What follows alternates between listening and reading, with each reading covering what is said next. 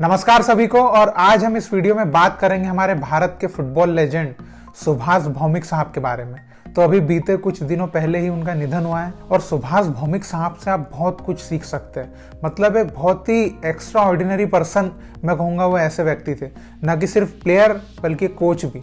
तो दोनों जगह पर वो एकदम सक्सेसफुल हुए थे। और आप में से कई लोगों के दिमाग में एक छोटी सी बात ये आ सकती है कि हम इतने पुराने फुटबॉलर के बारे में जान के अभी क्या करेंगे। तो उस चीज़ के लिए मैं एक छोटा सा एक उदाहरण दूंगा कि जब भी हम भारतीय इतिहास को देखते हैं या भारतीय संस्कृति को देखते हैं तो हम छत्रपति शिवाजी महाराज, महाराणा प्रताप, रानी लक्ष्मीबाई, ऐसे जो हमारे महापुरुष रहे उनको याद करते हैं आज भी। तो भाई ये भी तो भारतीय फुटबॉल है, तो इसमें भी तो हमको हमारे जो लेजेंड्स रह चुके हैं उनको याद करना बहुत ज़रूरी है। हम उनको कैसे भूल सकते हैं। तो इसीलिए मैं ये वीडियो बना रहा हूँ ताकि आज के जो यूथ है, आज के जो प्लेयर्स है, जिनको शायद सुभाष भौमिक साहब के बारे में पता नहीं हो, तो वो जान सके कि वो कोई मामूली शख्सियत नहीं थे। वो एक बहुत ही एक्स्ट्राऑर्डिनरी पर्सन मैं कहूँगा, जो मैं पहले बोल चुका हूँ कि मतलब वो हर चीज में एकदम महारत थी उनको। इसलिए आप इस वीडियो को पूरी लास्ट तक देखिएगा ताकि आप उनके बारे में एक एक चीज जान सके और उनको करीब से समझ सके कि क्यों मैं उनकी इतनी तारीफ कर रहा हूँ। तो सबसे पहले मैं आपको बता दूं कि सुभाष भौमिक साहब को लोग उनके नाम से नहीं बोलते हैं। उनका एक निक नेम है बड़ा प्यारा सा, वो है भोंबोलदा, ठीक है, जो उनको बड़े लोग प्यार से बोलते हैं। तो हम भी उनको पूरी वीडियो में भोंबोलदा ही बोलेंगे। और बंगाल में बड़ों को दादा कहा जाता है, तो ये बहुत ही अच्छे संस्कार है, तो हम भी उनको ऐसे ही बोलेंगे, ठीक है। तो भोंबोलदा का जो निधन हुआ है वो 22 जनवरी को हुआ था।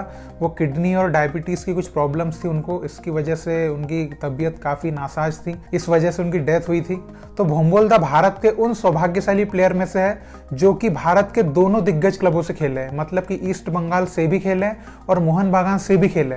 तो ऐसे सौभाग्यशाली प्लेयर तो भोंबोलदा वैसे ही है। तो जैसा कि आपको पता है कि बंगाल में बच्चों को ये बताना नहीं पड़ता कि फुटबॉल क्या है या फुटबॉल से क्या हो सकता है ना। बच्चों को पता है कि फुटबॉल से कहाँ तक वो जा सकते हैं और फुटबॉल क्या है। तो वहाँ पे बच्चे जो है इसलिए फुटबॉल को सबसे ज़्यादा पसंद भी करते हैं और बचपन से खेलना चालू कर देते हैं। तो वैसे ही भोंबोलदा ने भी बचपन से फुटबॉल खेलना शुरू कर दिया और भोंबोलदा ने 19 साल की एज में राजस्थान फुटबॉल क्लब एक ज्वाइन किया था। वहाँ से उनका जो नाम है वो बनना चालू हुआ था। फिर उसके बाद भोंबोलदा ने ईस्ट बंगाल क्लब को ज्वाइन किया और वहाँ से लोगों ने भोंबोलदा को पहचानना शुरू किया कि भैया इंडिया को एक सितारा मिल चुका है। फिर वहीं से भोंबोलदा को मिली भारतीय फुटबॉल टीम और वो भारतीय फुटबॉल टीम में शामिल हुए और 1970 के एशियन गेम्स में वो गए भारतीय टीम के साथ और वहाँ पे उन्होंने एक बहुत ही महत्वपूर्ण भूमिका निभाई और भारत को 1970 के एशियन गेम्स में ब्रॉन्ज मेडल जो जिताया था उसमें भोंबोलदा की एक बहुत महत्वपूर्ण भूमिका रही थी। इस तरह भोंबोलदा ने भारतीय फुटबॉल टीम के लिए 24 मैच खेले और उसमें 9 गोल मारे, जिनमें एक हैट्रिक भी शामिल थी। और मैं एक और दिलचस्प बात आपको ये बताना चाहूँगा कि भोंबोलदा ने जब पेले इंडिया आए थे न्यूयॉर्क कॉस्मॉस क्लब से, तब भोंबोलदा ने पेले के अगेंस्ट भी खेला। तो ये भी सौभाग्य उनको प्राप्त है कि भाई उन्होंने इतने बड़े दिग्गज फुटबॉलर के अगेंस्ट भी खेला। और हर किसी की लाइफ में एक गुरु होता है ना, एक आइडल होता है। तो भोंबोलदा जो अपना गुरु है वो मानते हैं पीके बैनर्जी साहब को, जो उस टाइम पे कोच थे उनके। और पीके बैनर्जी साहब को तो मुझे पता है कि आप सभी जानते ही होंगे। तो भोंबोलदा जो थे अपनी गोल स्कोरिंग एबिलिटीज के लिए जाने जाते थे। मतलब गोल स्कोरिंग रिकॉर्ड उनका बड़ा खतरनाक था, गोल पे गोल मारा करते थे वो। तो स्वाभाविक सी बात है, जब प्लेयर इतने गोल मारता है उसके अंदर स्टारडम आता है तो उसको थोड़ा सा ईगो भी आता है ना। तो ये भोंबोलदा के साथ भी हुआ, उनको थोड़ा सा ईगो हो गया कि भैया मैं तो इतना अच्छा प्लेयर हूँ। तो एक बार पीके बैनर्जी साहब जो थे उनके कोच, उन्होंने उनका ये गुरूर तोड़ा था। क्या किया उन्होंने कि भोंबोलदा को उन्होंने बेंच पे बिठा दिया, है ना। उनका नाम रिजर्व में डाल दिया कि भैया आज आप मैच में नहीं हो, आज आप बेंच पे बैठोगे। और ऐसा उनको सिखाया कि तुम भी बेंच पे आ सकते हो। फिर थोड़ी देर बाद उनको मैच में लाया गया सब्स्टिट्यूशन करके और उन्होंने विनिंग गोल मारा। तो भोंबोलदा को एहसास हुआ कि पीके बैनर्जी साहब जो है वो मेरा गुरूर तोड़ना चाहते थे, इसलिए उन्होंने मुझे बेंच बिठाया। तो ये भी उनके साथ हुआ। और एक बहुत ही फनी किस्सा उनका जो सुन के साथ आपको मजा आएगा। एक बार क्या हुआ, संतोष ट्रॉफी का मैच था और भोंबोलदा जो है बंगाल की टीम से खेला करते थे। तो संतोष ट्रॉफी का मैच था और मैच काफी इंपॉर्टेंट भी था। तो जो कोच थे उनके, वो बहुत नर्वस लग रहे थे, मतलब उनको डर लग रहा था। तो भोंबोलदा ने क्या किया, उनको एक कमरे में बंद कर दिया। क्यों बंद किया, उसके पीछे कारण ये था कि कोच बहुत नर्वस लग रहे थे, तो हो सकता है ग्राउंड पे नेगेटिव चीजें बोलेंगे। तो भोंबोलदा ने कहा कि भाई मैच के दौरान मुझे कोई भी नेगेटिव चीज सुनना नहीं है। तो इसलिए उन्होंने कोच को रूम के अंदर बंद कर दिया। तो आप सोच सकते हैं कि मतलब वो अलग ही उनकी जो बुद्धि थी वो एक अलग ही लेवल पे सोचा करते थे, है ना। कुछ भी नेगेटिव नहीं चाहिए और बहुत एग्रेसिव थे वो। तो इसी वजह से उनका जो गोल स्कोरिंग रिकॉर्ड था इतना खतरनाक था, मतलब एग्रेशन के साथ खेला करते थे और एकदम पॉजिटिव माइंडसेट हमेशा रखा करते थे।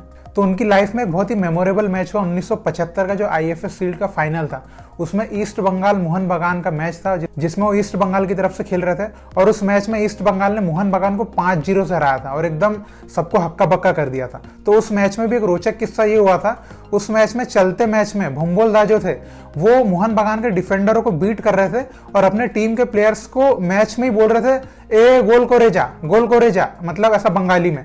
और इतना खतरनाक मतलब बोलते ना ह्यूमिलेशन इस तरह का कर रहे थे। और इसके पीछे कहा जाता है कि मोहन बगान ने उनको रिलीज कर दिया था तो उसका वो बदला ले रहे थे, मतलब वो सबक सिखाना चाहते थे मोहन बगान को, इसलिए उन्होंने मतलब बोल बोल के गोल मारे थे। वो एक डायलॉग है ना तेरी कह के लूंगा, तो मतलब उन्होंने मोहन बगान को ऐसा सबक सिखाया था 5-0 से IFF शील्ड के फाइनल में हरा के। पर फिर भी जितना प्यार उनको ईस्ट बंगाल के फैंस करते हैं उतना ही प्यार मोहन बगान के फैंस भी करते हैं। और दोनों क्लब्स के लिए उनका जो परफॉर्मेंस था वो मतलब बहुत ही शानदार था। और उन्होंने अपने प्लेइंग करियर में 26 ट्रॉफी जीती, मतलब हर एक ट्रॉफी जीती जो उस टाइम पे क्लब लेवल की ट्रॉफी हुआ करती थी, ऐसी एक एक ट्रॉफी उन्होंने जीती एज अ प्लेयर। और भोंबोल दा एक ऐसे व्यक्ति थे कि मैं कहूँगा उन्होंने सिर्फ ट्रॉफी नहीं जीती, उन्होंने जीता लोगों का दिल, लोगों का प्यार, तो ये सब जीता उन्होंने। मतलब इतने अच्छे वो प्लेयर थे और इतने ही अच्छे वो इंसान भी थे। लेकिन इतने अच्छे प्लेयर होने के बावजूद भोंबोल दा ने जो अपना प्रोफेशनल फुटबॉल करियर था उसको बहुत लंबा नहीं करा, है ना।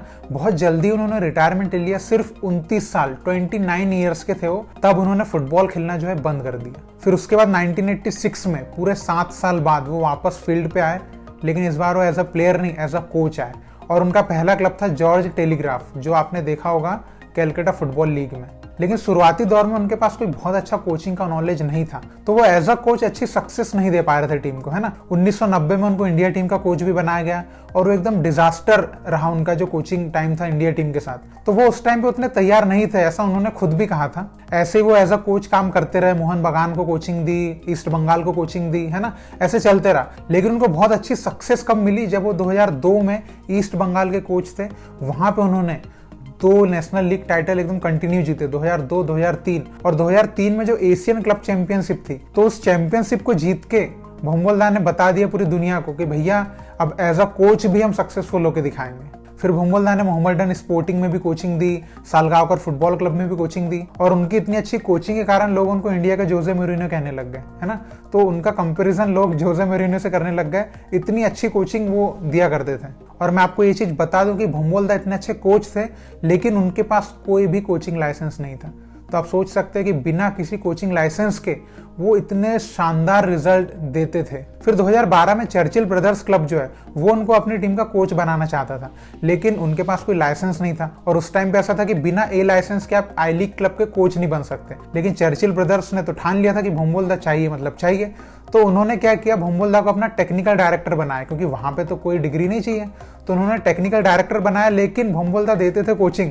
और 2012 में उन्होंने चर्चिल ब्रदर्स फुटबॉल क्लब को आई लीग भी जितवाया। तो इससे आप समझ सकते हैं कि चर्चिल ब्रदर्स क्यों इतना तड़प रहा था भोंबोल दा चाहिए, मतलब चाहिए। उन्होंने आई लीग जिता के दिया। तो जिस तरह से भोंबोल दा ने एज अ प्लेयर सब कुछ जीता, वैसे ही उन्होंने एज अ कोच भी सब कुछ जीता। तो हम अक्सर देखते हैं कि जो अच्छे प्लेयर्स होते हैं कभी कभी अच्छे कोच नहीं बन पाते, जो अच्छे कोच होते हैं वो अच्छे प्लेयर नहीं होते हैं, है ना, ऐसा हम देखते हैं अक्सर। लेकिन भोंबोल दा उन प्लेयर्स में से है जो अच्छे कोच भी है, अच्छे प्लेयर भी है। तो मतलब एक कंप्लीट पैकेज मैं कहूंगा भोंबोल दा को। तो इस तरह से आप देख सकते हैं कि क्यों भोंबोल दा को लोग इतना मानते हैं, क्यों उनको इतना बड़ा सुपरस्टार कहा जाता है, क्यों उनको इतना बड़ा फुटबॉल लेजेंड कहा जाता है। आप उनको किसी भी चीज में देखें, एज अ प्लेयर देखें, एज अ कोच देखें, एज अ व्यक्ति देखें, भोंबोल दा हमेशा टॉप पे रहे। तो इसीलिए उनको इतना बड़ा लेजेंड कहा जाता है और लोग उनको इतना मानते हैं, सैल्यूट करते हैं। तो मैं आशा करता हूं कि आपको भोंबोल दा के बारे में एकदम रोचक जानकारी मिली होगी और आपको पता चल गया होगा कि क्यों लोग भोंबोल दा को इतना प्यार करते हैं। क्योंकि वो इंसान ही इतने अच्छे हैं, तो यकीनन उनको तो हर कोई प्यार करेगा ही। तो मैं यही कहूंगा भाई कि जब तक सूरज चांद रहेगा भोंबोल दा का नाम रहेगा, और हम हमेशा लोगों को उनके बारे में बताते रहेंगे और लोगों को मोटिवेट करते रहेंगे, ठीक है। और बस इसी तरह भारतीय फुटबॉल को करते रहिए सपोर्ट, क्योंकि आपका सपोर्ट सबसे जरूरी है, ठीक है। बहुत बहुत शुक्रिया वीडियो देखने के लिए। जय हिंद, जय भारत।